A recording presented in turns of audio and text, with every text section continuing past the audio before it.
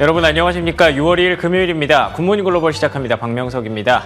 간밤 뉴욕 증시는 부채한도 합의안이 하원에서 통과됐다는 소식에 힘입어서 보시다시피 일제히 강한 탄력을 보였습니다. 특히나 나스닥 지수가 1.28% 올라서면서 13,000선을 다시 한번 돌파했고요. 역시나 성장주들의 흐름이 좀 빛나는 모습이었습니다.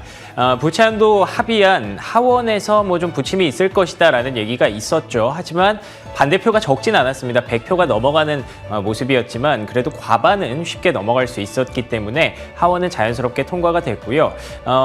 이제 2일 상원에서 표결이 있을 예정인데 사실 상원은 민주당이 우세한 지역이죠. 그렇기 때문에 5일로 예정된 엑스데이트까지는 큰 무리 없이 미국의 부채 한도가 한 2년 정도 이제 유예될 것으로 예상을 하고 있는 국면입니다. 이에 따라서 빅테크주를 중심으로 나스닥의 랠리가 나타났고요. 특히나 엔비디아 같은 경우에는 어제 생각보다 조정폭이 좀 큰데 느끼셨을 분들도 있을 것 같은데 그걸 그대로 만회해냈습니다. 5% 넘게 반등하면서 시장의 분위기를 살려줬죠. 그런데 이 부분은 좀 짚어보셔야 될 것 같습니다. 엔비디아를 제외한 AI주들은 대부분 하락했습니다. 특히 C3.AI가 실적을 발표하고 나서 두 자릿수 급락세가 좀 이미 예고가 된 바가 있었고요. 이외에 세일즈포스, 브로드컴 이런 종목들이 최근에 계속 매물 출회가 이틀 연속 이어졌다는 것은 꼭 챙겨보시고 넘어가야 될 것 같고요. 그리고 또 경제 지표도 좀 중요한 부분을 차지하고 있습니다.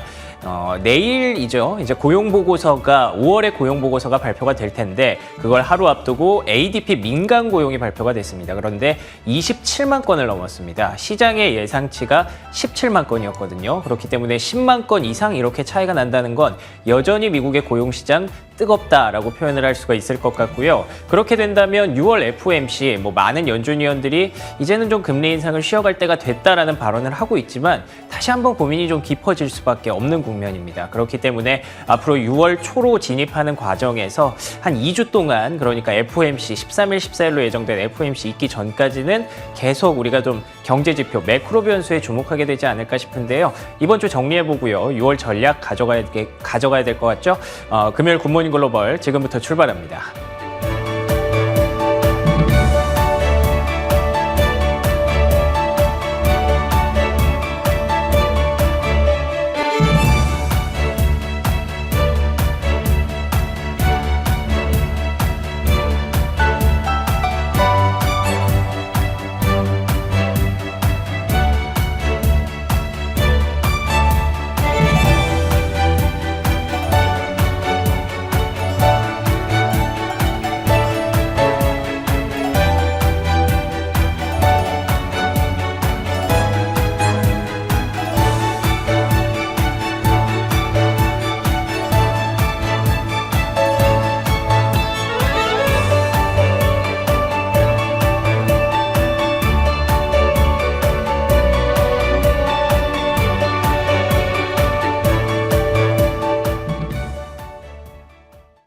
부채 한도 상향이 마무리 단계에 들어갔습니다. 이에 뉴욕 증시 3대 지수 모두 상승 마감했는데요. 그동안 시장을 옥죄어왔던 디폴트는 현실화되지 않았지만 이제는 곧 있을 FOMC에서 연준이 금리 인상을 하는지 마는지에 이목이 쏠리고 있습니다. 앞으로 시장 흐름 어떻게 봐야 될지 김태수 위원님과 함께 자세하게 다뤄보도록 하겠습니다. 위원님 안녕하세요. 네, 안녕하세요. 네, 간밤 시장 흐름 어떻게 보셨을까요? 네, 기술주들 강세가 굉장히 크게 이어지는 모습이었습니다. 아마존닷컴, 테슬라, 메타, 넷플릭스 모두 2%에서 3%대의 상승을 보이면서 강하게 시장을 끌어올렸습니다. 애플도 1.5%나 상승을 했고요. 그러면서 이제 유가 반등에 따라 가지고 이제 에너지 업종이 1.7% 가장 강세를 보이는 모습이었고 유틸리가 하락한 걸 제외하면은 나머지 업종들은 모두 상승했습니다. 산업별로 보면은 바이오테크라든가 가스, 전기 이제 이쪽 유틸리티 그리고 항공산업이 하락을 했고 한 10개 정도 빼고는 나머지 한 50여 개의 산업들은 모두 상승하는 모습이었습니다.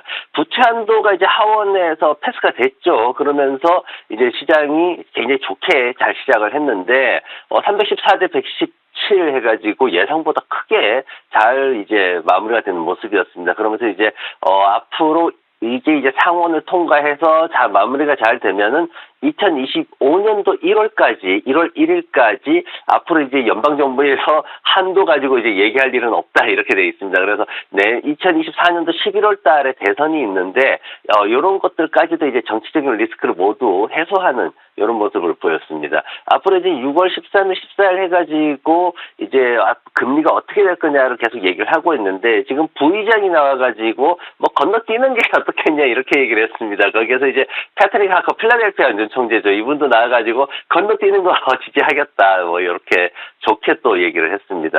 지금 한 6월 14일 날 금리 인상 확률이 머니마켓 쪽에서는 한 38% 정도로 지금 급격하게 떨어져 있는 그런 모습을 볼 수 있습니다. 어제 그제만 하더라도 장중에 한 75%까지도 막 뛰고 그랬는데, 근데 그게 다시 내려앉은 모습이고, 경제 지표 관련해서 이제 ADP 고용 변화가 지금 이 예상했던 게 20만 건인데 27만 건대로 올라섰거든요. 그러면서 서비스 쪽에서 이제 많이 늘어나는 모습 보였고, 해고자 수는 예상치보다도 많이 못 미치는, 한 10,000건 이상 못 미치는 8만 건 정도 기록을 했습니다. ISM 제조 PMI 같은 경우는 이게 조금 문제가 있어요. 지금 2019년도 하반기에 안 좋았던 수준보다도 더 안 좋게 밑으로 떨어져 버렸거든요. 그래서 지금 예상치에도 미치지 못하는 46.9를 기록을 했기 때문에 지금 ISM 쪽에서는 5월 달에 비즈니스가 굉장히 불확실성이 높이 증가를 했다. 이렇게 지금 얘기를 하고 있습니다. 그러면서 앞으로 경기 침체에 대한 우려를 조금 키우는 모습이었고,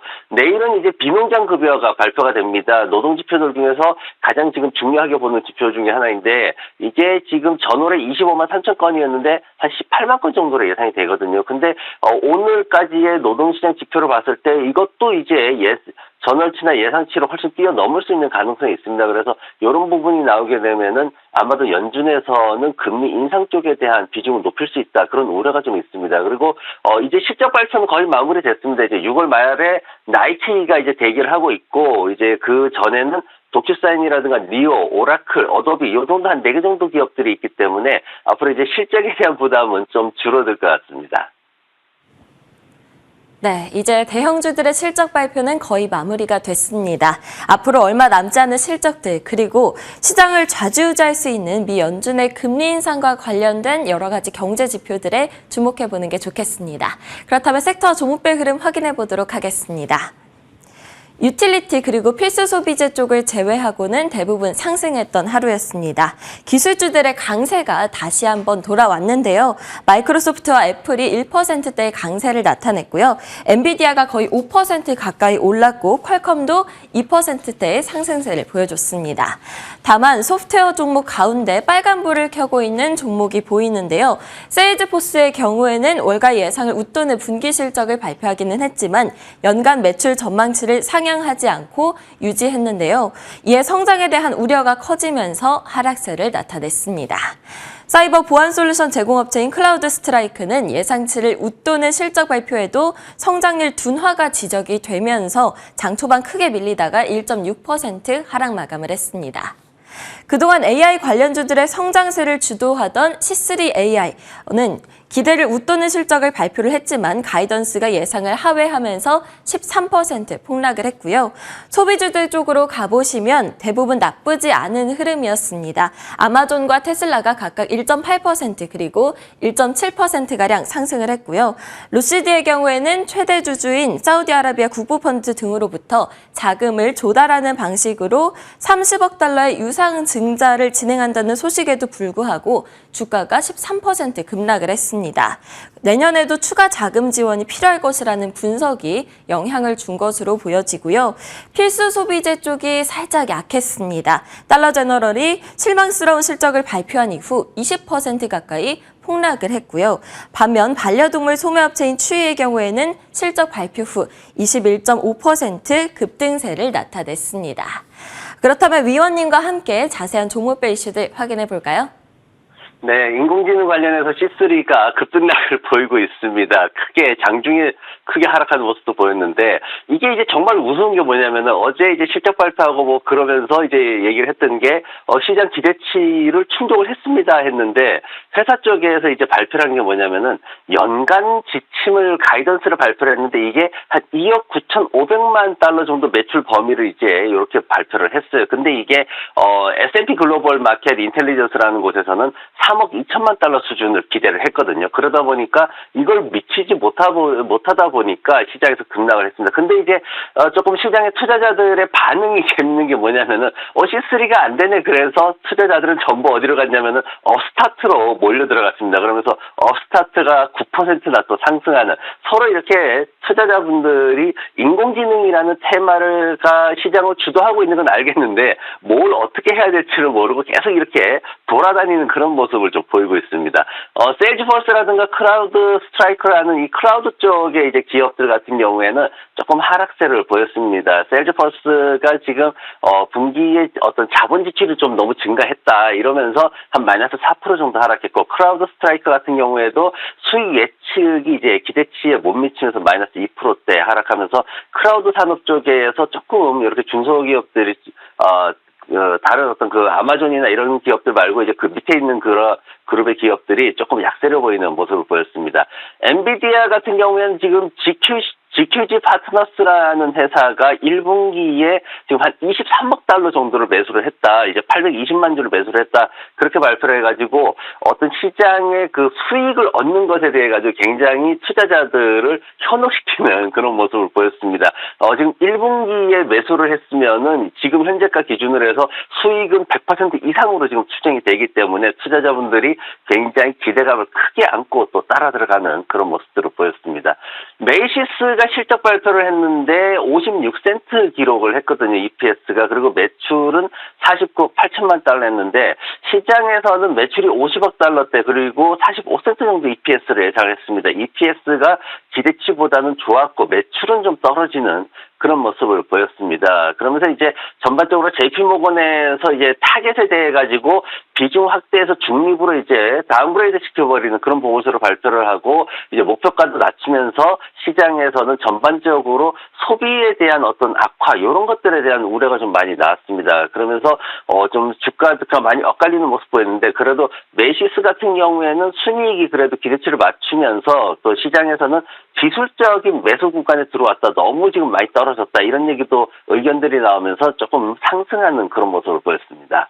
오늘 이제 제가 차트 가지고 온 거는 테슬라 가지고 왔습니다. 이 테슬라가 지금 보면은 지난밤에도 지금 그 미국에서 판매하는 할인해주는 금액을 더블로 더 많이 할인을 해주면서 재고를 갖다 빨리 치우려고 노력을 하는데, 중국에 가가지고 지금 굉장히 좋은 소식들 많이 나오고 있죠. 그러면서 미국 시장에서 그런 그 충전소 인프라를 더 확대하면서 이제 매직 토크라는 걸 만들어가지고 다른 차들한테 개방하려고, 물론 이게 이제 정부에서 지원금 받으려고 약간의 꼼수를 부리는 건 있습니다. 하지만 그런 것들이 굉장히 높게 평가를 받으면서 지금 전고점, 직전 고점까지 한 4% 정도 남아있는데, 앞으로 할인에 따른 어떤 수익 기대치 부분 그리고 딜리버리 숫자도 나오겠죠. 이런 것들을 좀 확인하면서 지켜보면 좋을 것 같습니다. 네, 간밤 종목별 이슈들 자세하게 짚어봤습니다. 그렇다면 위원님의 픽은 무엇일까요? 최대 전자상거래 업체이자 클라우드 서비스의 강자죠. 아마존 가져오셨어요. 네, 아마존닷컴을 봤는데, 우리가 이제 아마존닷컴을 지난 3월 달부터 꾸준히 봤거든요. 3월 한 13일하고 또 3월 31일도 보고 했는데, 그때도 88달러 기록할 때 이제 90달러 구간이면 매수 좀 해야 좋겠다. 그리고 이제 3월 31일 100달러 쪽에 올라갔을 때도 흘러내리면은 매수 들어가는 게 좋겠다. 이런 얘기들을 우리가 쭉 해왔습니다. 그러면서 지난번에 이제 장마감 후에 한 120달러 구간을 잠깐 이렇게 시간을 걸어서 올라갔어요. 그때 일부 수익 실현 좀 할 수 있으면 좋겠다라는 의견도 그때 냈습니다.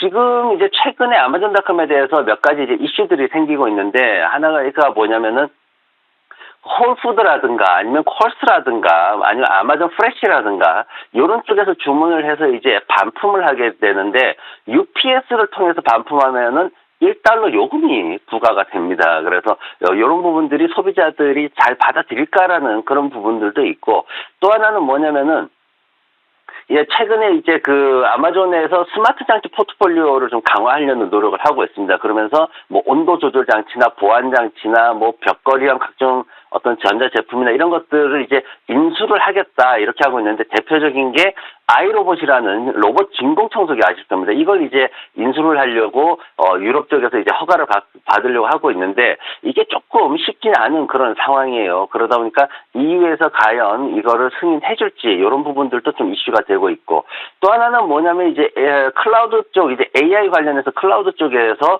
과연 이 서비스가 계속해서 점유율을 유지할 수 있을까? 지금 32% 정도로 1위 점유율을 갖고 있고 2위가 지금 마이크로소프트로 한 23% 정도 점유율을 갖고 있거든요. 그래서 이런 상황에서 이 아마존닷컴의 웹 서비스 부분이 더 계속해서 성장할 수 있느냐?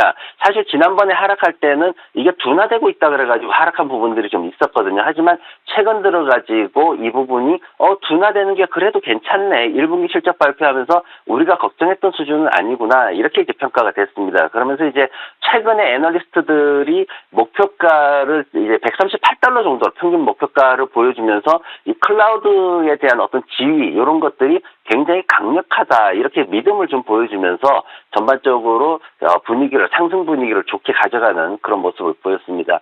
차트 보시면은 지금 제가 이제 1차 목표가를 $120 정도로 잡아놨고 2차 목표가를 $140 정도로 잡아놨거든요.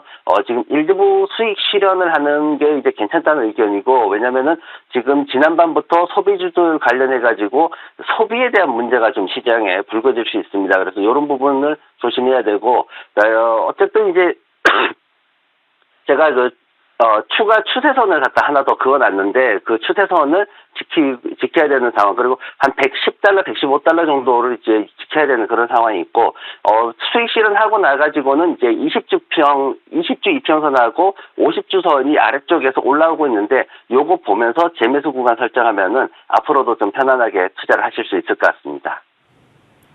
네, 오늘 위원님의 픽은 아마존닷컴이었는데요. 3월 30일에 다뤄주셨었죠. 그때 목표가 1차 $115 제시해 주셨는데 여기에는 도달을 했습니다. 때문에 일부 수익 실현 유효하다 이야기를 해주셨고요.